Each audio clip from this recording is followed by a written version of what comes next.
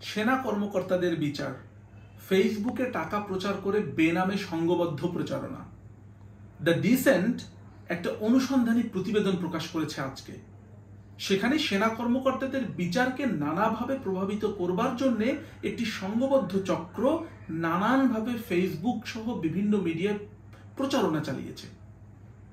সে ব্যাপারে কথা বলবো, কিন্তু বাংলা পালসের প্রথম ভিডিও আপনাদের সবাইকে স্বাগত জানাই এবং আমাদের সঙ্গে থাকার আমন্ত্রণ জানাই। গেল জুন মাসে গুম commission unfolding the truth, a structural diagnosis of enforced disappearance of Bangladesh, এই শিরোনামে একটি তদন্ত প্রতিবেদন ডক্টর মোহাম্মদ ইউনুস অর্থাৎ মাননীয় প্রধান উপদেষ্টার কাছে জমা দেন। আন্তর্জাতিক অপরাধ ট্রাইব্যুনালে গুম এবং মানবতা বিরোধী অপরাধের 3টি পৃথক মামলায় সাবেক ও বর্তমান 25 জন সেনা কর্মকর্তার ব্যাপারে বিচার চলছিল। এর মধ্যে 2টি মামলায় সাবেক ও বর্তমান সেনা কর্মকর্তাদের 24 জনের ব্যাপারে গ্রেপ্তারি পরোয়ানা জারি করে আন্তর্জাতিক অপরাধ ট্রাইব্যুনাল। গেল 22 অক্টোবর তাদের ভেতরে 15 জন আদালতে হাজিরা দেন এবং আদালত তাদেরকে পরবর্তীতে কারাগারে পাঠানোর নির্দেশনা দিয়ে থাকেন। এই তো গেল ঘটনা, কিন্তু এই ঘটনার পেছনে রয়েছে একটি সংঘবদ্ধ চক্র যারা কিনা নানাভাবে ভুয়া, মিথ্যা, গুজব ও বানোয়াট তথ্য ছড়িয়ে এই পুরো বিচার কার্যকে নানাভাবে প্রশ্নবিদ্ধ করার চেষ্টা করেছে। আর এর পেছনে রয়েছিল 67টি, কমপক্ষে 67টি ফেসবুক পেজ, এবং এই ফেসবুক পেজগুলো সংঘবদ্ধভাবে 547টি বিজ্ঞাপন দিয়েছে। এগুলো কখনো ফটোকার্ড, কখনো মিম আকারে শেয়ার হয়েছে। একটি পেজ যদি শেয়ার দিয়ে থাকে তাহলে 1 ঘন্টার ভেতরে বাকি পেজগুলোতে একই জিনিস ছড়িয়ে দেওয়া হয়েছে। নানাভাবে বোঝানোর চেষ্টা করা হয়েছে এটি কারো প্রতিহিংসার ফসল কিংবা গুম, খুন কিংবা মানবতা বিরোধী অপরাধের সঙ্গে সেনা কর্মকর্তারা অনেক ক্ষেত্রে জড়িত নয়। তারা হ্যাশট্যাগ ব্যবহার করেছে, #ICT, #Army, #DJFI, কখনো #মিডিয়া ট্রায়াল, #ফেক নিউজ। ধানমন্ডির 32 নম্বর বাড়ির ভাঙচুর নিয়েও সেখানে কথা বলা হয়েছে।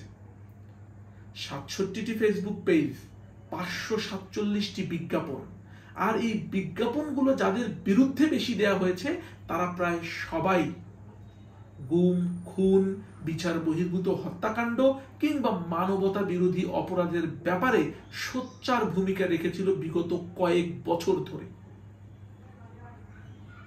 তাদের মধ্যে অন্যতম ইউটিউবার এবং ব্লগার পিনাকি ভট্টাচার্য, সাংবাদিক ডক্টর কনক সরোয়ার, সাংবাদিক ইলিয়াস, কর্নেল অবসরপ্রাপ্ত হাসিনুর রহমান, ব্রিগেডিয়ার জেনারেল অবসরপ্রাপ্ত হাসান নাসির কিংবা লেফটেন্যান্ট কর্নেল অবসরপ্রাপ্ত মুস্তাফিজুর রহমান।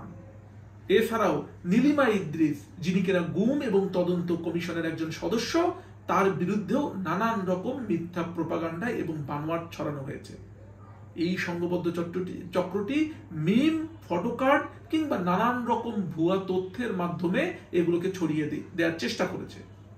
এবং উল্লেখযোগ্য বিষয় হলো এই সবগুলো ফেসবুক পেজের মধ্যে বেশিরভাগ ফেসবুক পেজই বিগত 2-3 মাসের ভিতরে তৈরি করা হয়েছে। তাহলে বোঝাই যাচ্ছে গুম কমিশনের রিপোর্টের পর থেকে কিংবা সেই সমসাময়িক সময় থেকেই এই ফেসবুকে তারা মিথ্যা প্রোপাগান্ডা চালানোর চেষ্টা করেছে। 67টি পেজ, কিন্তু তার মধ্যে উল্লেখযোগ্য 10টি পেজ রয়েছে যেখান থেকে সবচেয়ে বেশি সংখ্যক ফটোকার্ড, বিজ্ঞাপন ব্যবহার করা হয়েছে। সেই পেজগুলোর নাম একটু বলে দিই।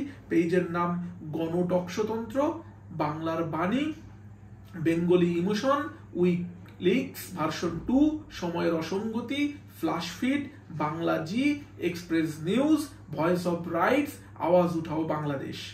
এই 10টি ফেসবুক পেজ থেকে 325টি বিজ্ঞাপন প্রচার করা হয়েছে।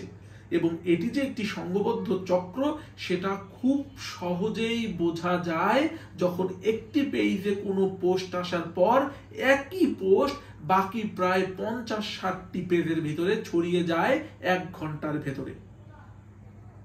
আর যে 7 জন ব্যক্তির নাম বললাম, মূলত এনারাই ওই ফেসবুক পেজগুলোর ভিকটিম, অর্থাৎ ওই ফেসবুক পেজগুলো থেকে তাদের বিরুদ্ধেই কথা বলা হয়। এর মধ্যে সবচেয়ে বেশি যার বিরুদ্ধে বলা হয়েছে তিনি পিনাকি ভট্টাচার্য, তার বিরুদ্ধে 416টি বিজ্ঞাপন ব্যবহার করা হয়েছে।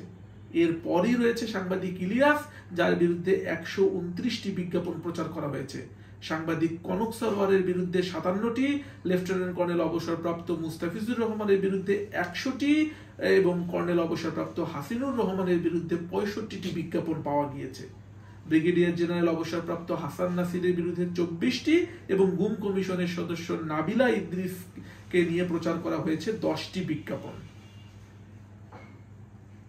পিনাকির বিরুদ্ধে যে ভিডিওগুলো প্রচার করা হয়েছে বা বিজ্ঞাপন ব্যবহার করা হয়েছে সেখানে অনেক ক্ষেত্রে কনক সরোয়ার কিংবা ইলিয়াসের কথাও উল্লেখ করা হয়েছিল। এই ব্যক্তিদের বিজ্ঞাপনগুলোতে গুজববাজ, মানে ওই ফেক পেজগুলো থেকেই এদেরকে গুজববাজ, রাষ্ট্রবিরোধী কিংবা বিদেশি প্রভাবিত বলে উল্লেখ করা হয়েছে। এই বিজ্ঞাপনগুলো জুন মাস থেকে এই প্রতিবেদন লেখা পর্যন্ত এই ব্যক্তিবর্গের বিরুদ্ধে যে প্রচারণা সেখানে ধারণা করা হচ্ছে এবং ডিসেন্ট পত্রিকা উল্লেখ করেছেন যে 70,000 থেকে কয়েক লক্ষ টাকা পর্যন্ত খরচ করা হয়েছে। তারা সেনাবাহিনীর পক্ষেও কথা বলেছে, তাদেরকে পেশাদার, সুশৃঙ্খল, জাতির গর্ব হিসেবে উল্লেখ করা হয়েছে এবং স্থিতি এবং নিরাপত্তার প্রতীক বলেও সেনাবাহিনীকে উল্লেখ করা হয়েছে। রাষ্ট্রীয় নিরাপত্তার জন্য সেনাবাহিনী যে অপরিহার্য সেই পোস্টগুলোতে তারও উল্লেখ ছিল।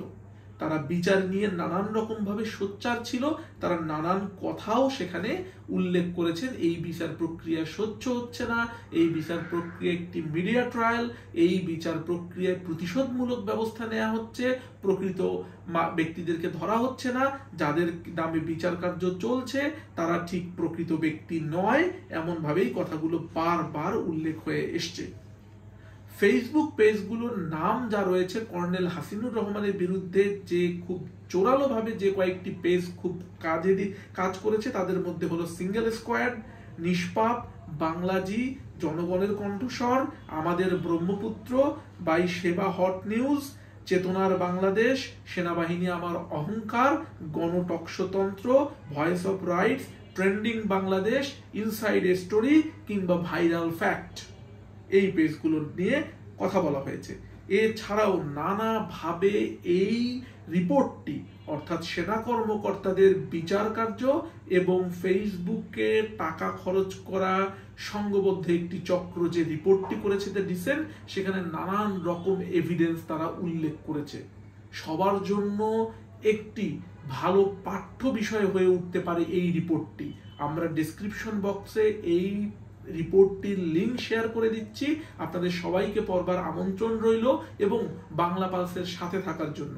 আমরা সবে শুরু করেছি, সাবস্ক্রাইবার আমাদের খুব প্রয়োজন। আপনারা সাবস্ক্রাইব করুন, মন্তব্য করুন, শেয়ার করে আরো জানিয়ে দেওয়ার চেষ্টা করুন সবাইকে।